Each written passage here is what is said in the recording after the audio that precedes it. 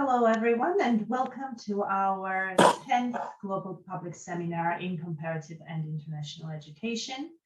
These seminars are jointly organized by the Department of Education and St. Edmund Hall at the University of Oxford.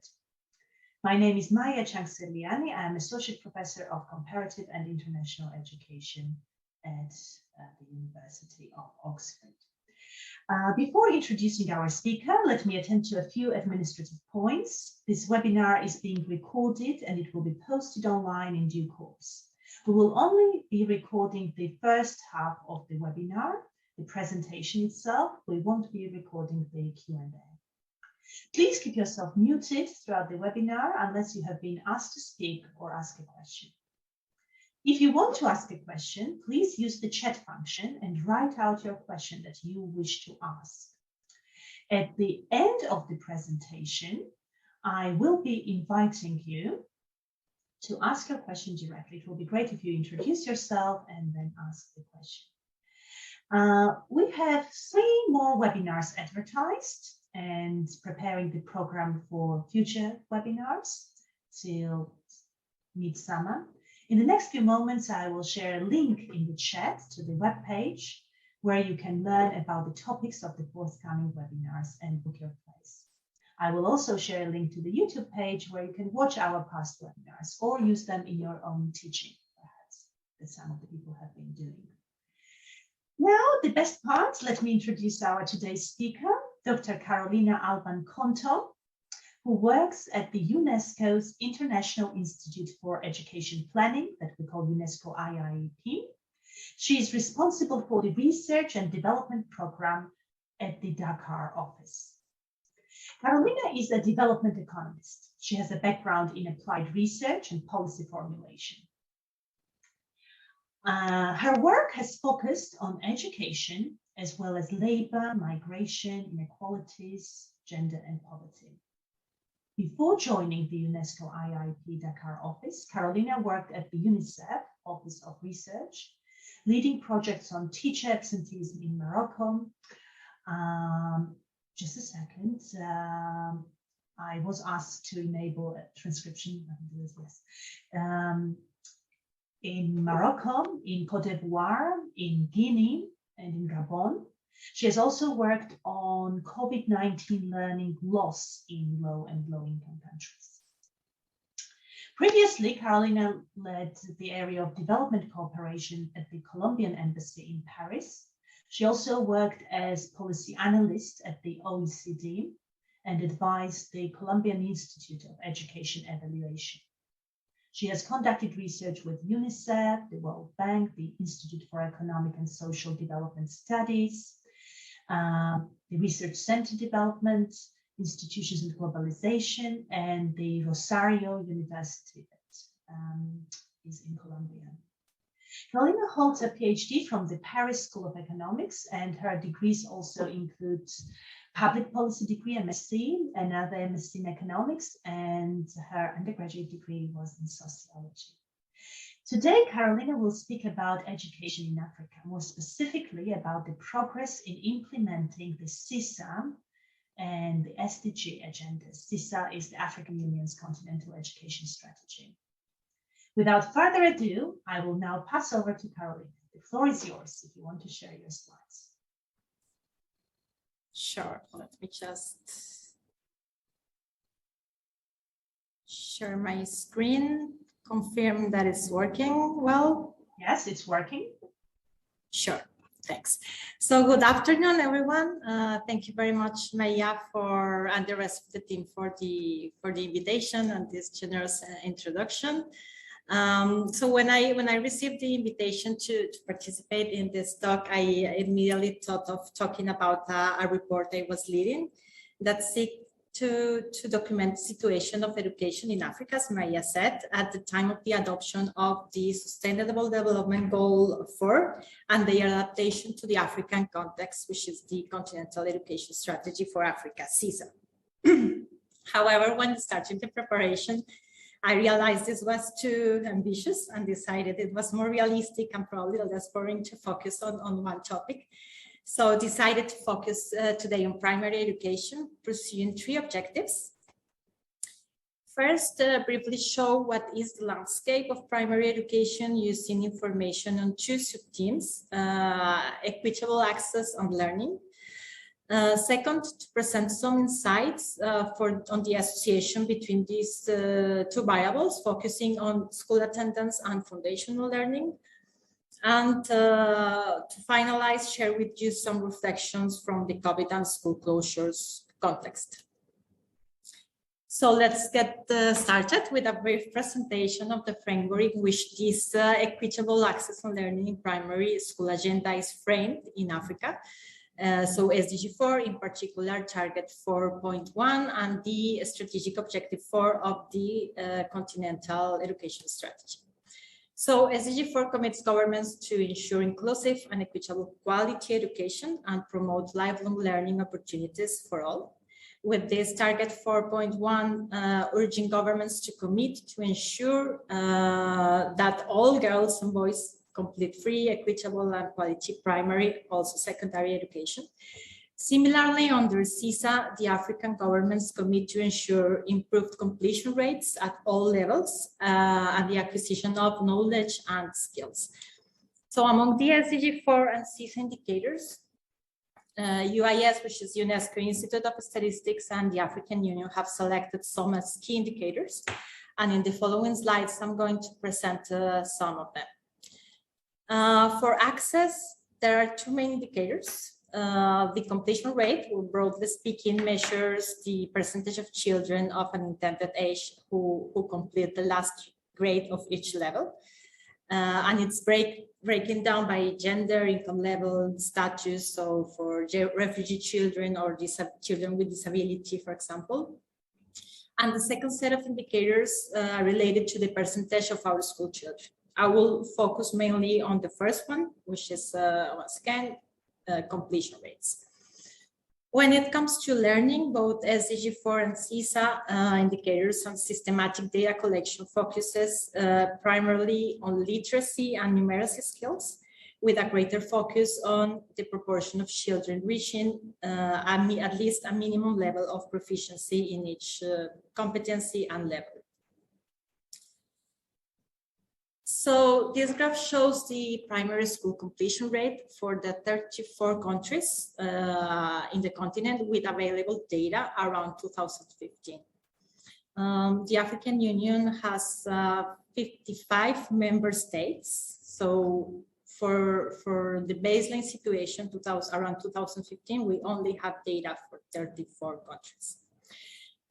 So for groups that stand out, we have 5 countries: Chad, Guinea-Bissau, Uganda, Malawi, and Mali, with rates below 50%. These are countries where more than half of the children do not complete primary school. In Chad, for example, this is 7 out of 10 children. Then there is a group of countries in gray where the rates lay between 50 and 60%. So where around 6 out of 10 children complete primary school, and so on, until reaching countries that reach almost universal coverage, such as South Africa, Tunisia, Egypt, and others. As expected, the situation in terms of completion are, of course, different, and countries follow quite unique paths, despite the fact that the agenda on primary school completion is actually a call prior to the SDG, and that it cannot be denied that countries have made, of course, progress compared to what was observed in the mid-90s. If we talk about sub-Saharan Africa as a region, the aggregate primary completion rate increased from 45% in the 70s to 70 before SDG4. However, the picture is not complete if we do not further break down these indicators to illustrate the situation of different population groups, particularly vulnerable groups, especially if we have a framework of inclusion and equity, as it is the case of the SDG4 and CESA. Although equity is, of course, a multidimensional concept, the effort to give visibility to vulnerable groups is focused almost exclusively on the gender and income dimensions, which are the ones that I'm presenting here in this graph. So this is the same rate of primary school completion, but for, sorry. Okay. So this is the same primary school completion rate, but for boys, girls, the poorest boys and the poorest girls, for the countries that are lagging the furthest behind. So the first two groups of countries. What we observe is that with no exceptions, children in the lowest income quintiles are less likely to complete primary school. In Guinea-Bissau, we are talking about rates below 10%. So not even 1 in 10 poor children in Guinea-Bissau complete primary school, when for an average child for this country, the figure is 3 in 10. And so far, I mean, we are just talking about completing primary school, which is once again a goal that is not new, that was not created in 2015. So increasing access to primary education in the decades preceding the SDGs led to an increased emphasis on education quality. Since SDG4 and CESA, what is new is that the challenge of improving quality while expanding access in Africa has been at the forefront of the policy debates, with a global call to address what is called the learning crisis, what is represented here in this graph. While the emphasis of SDG4 and CESA, as I said before, is on lifelong learning, the gravity and urgency of the situation, especially in low-income countries and in Africa, has led the debate to focus on minimum competences. And there are various indicators to measure minimum competences. At the international level, one of the most interesting is the learning poverty indicator, which is a calculation made by UNESCO and the World Bank using data for countries, from countries' standardized reading tests. So countries measure and calculate the percentage of children who reach a minimum level of reading at the end of primary school, and UNESCO and the World Bank adjust this for the proportion of our school children. So what this data show is alarming. The learning poverty estimate for the world, just for you to know, is 53%, which means that half of the 10-year-olds in planet Earth cannot read a simple text. At the end of primary education, at the age of 10. In the African countries for which there are data, which is this for 13 countries, the numbers are much higher. Even in countries like South Africa, where access to primary school, we just saw, is almost universal. 8 out of 10 children cannot read a simple text by the age of 10. But what is the association between primary education completion and learning in these countries? What is expected of a successful education system is that children achieve the double objective of completing primary school and learn the basics. These systems will be represented in the upper left corner of this graph. The African countries, as you can see, for which we have data, of course, on both variables are all on the right side. And those who are advancing better in completion are in the upper half, Chad and Uganda, who are being less successful in terms of completion are at the bottom. So what this graph shows for African countries, for which we have data, is that even the countries in the sample that have achieved significant coverage, once again, we have Egypt, South Africa, have not been able to achieve the same growth in quality. Countries where completion is low suffer then a double penalty because their learning outcomes do not compensate their access failure. So to go deeper into this issue of access on learning and to introduce the issue of COVID school closures, which is key, I will now present the results of a paper that I produced together with a group of colleagues from UNICEF. So this was a piece produced in early 2020 when the pandemic just started, and all the countries turned to closing schools. For the first time before virus, trying we wanted to find some data existing data, so prior to the pandemic, that helped us to understand what we could expect from these school closures. So for this, we use some very insightful data that UNICEF collects regularly in low and middle income countries on school attendance and foundational learning in reading and mathematics. So these foundational learning are basic skills that serve as a foundation for subsequent and lifelong learnings. So the question we asked ourselves, and which this data allow us to answer, was whether and to what extent not attending school in the survey year, children not attending school in the survey year was less likely to demonstrate foundational learning skills compared to children who continue attending school. We used data for 13 countries, 10 in Africa, and tried to estimate with a simple econometric model this association in a sample of children aged 9 to 14 years. So after the age at which these skills are supposed to be already acquired, which is between 9 and 10 years old. So what did we find? We find a negative and statistically significant association for almost all countries. In Zimbabwe, for instance, a child who did not attend the school during the last year of instruction is 20 percentage points less likely to demonstrate reading foundational skills than one who did attend. In Madagascar, a year without a school implies being close to 19 percentage points less likely to be able to demonstrate these competencies in reading. Not surprising, Madagascar, we saw that before, it's a country where primary school completion rate is close to 60%, but 97% of children at age 10 cannot read a simple text. I will skip the results in mathematics because the key message is the same. And in this scenario comes COVID and school closures for African countries. So while we do not yet have consolidated data to measure the impact on completion and learning, there is some research on preliminary simulations that show alarming scenarios. Even without such data, there is reason to be concerned, even though countries have, we all agree, I think, worked and continue to work on mitigation and recovery strategies.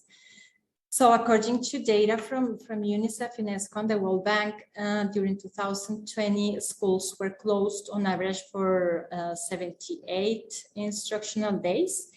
In low-income countries, 90 days on average.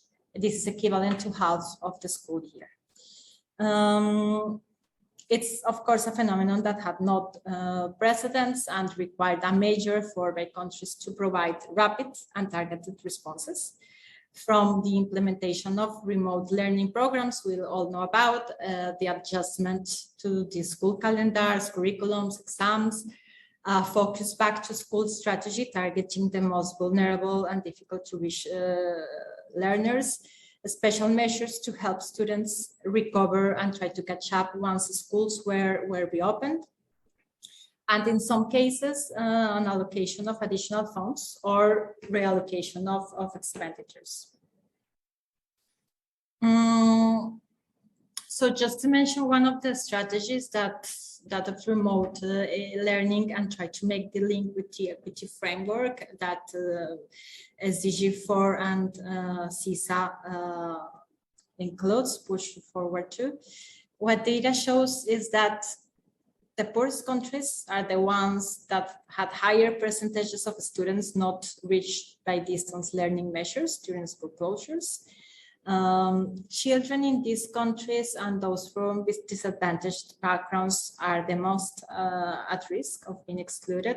So UNICEF calculated that 30% the proportion of school-age children that were not reached by TV-based and online distance learning programs. This is equivalent to 400 million children. 3 out of 4 unreached learners are in rural areas and or poor households. And while online platforms were the most common response to distance learning, more than 1 billion school-age children do not have internet at home. The percentage of children without internet at home in West and Central Africa is less than 10%. And the percentage of households without electricity is 50% on average. So what is the outlook? While progress in education in Africa is undeniable, the recent picture is not encouraging, and most countries are far from the SDG4 and CESA targets. This implies that many children are falling behind, partly because there has been little or not enough emphasis on equity dimensions. Prior to the pandemic, African countries showed very uneven development in terms of coverage, with countries still facing huge challenges. But even systems with near universal coverage are lagging behind the promise of leading all children to relevant and effective learning outcomes. However, it seems that the answer lies in schools. It seems obvious, but recent events show that the lack of consensus behind prioritizing school attendance, especially for the most vulnerable populations, is there. And what is the way forward? I think there are remarkable efforts, but there are few on this scale needed to advance more rapidly and effectively on these targets, and few place equity at the heart of education policies, planning, investments, reforms, and decision making. And that's all. Thank you.